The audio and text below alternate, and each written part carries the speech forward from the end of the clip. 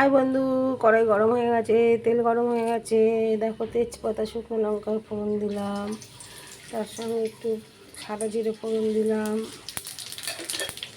ভাজা ভাজা হচ্ছে, ভাজা ভাজা হচ্ছে, একটু কালো কালো হবে, একটু সুগন্ধ বেরোবে।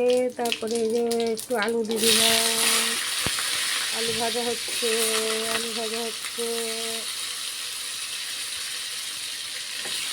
এই দেখো, আলু ভাজা হচ্ছে। এটা কী হবে বলো দেখি। এই দেখো, একটু নুন দিয়ে দিলাম, তাহলে আলুটা তাড়াতাড়ি মজে যাবে, গলে যাবে।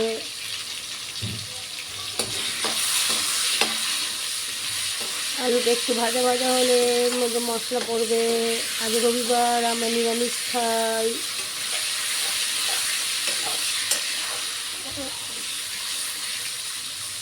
হালকা ভেজে নিলাম।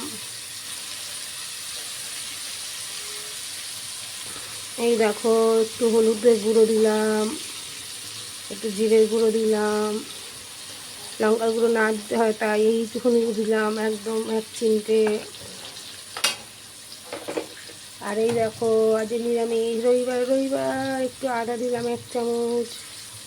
বেশি ঝাল দেবো না, বেশি একটু কম ঝাল দিতে গিয়ে বেশি ঝাল হয়ে যায়, খাওয়া যায় না। একটুখানি লঙ্কা দিলাম। এখন কষানো হবে, কষাতে কষাতে তেল ছাড়বে, তারপরে দেবো বাঁধাকপি।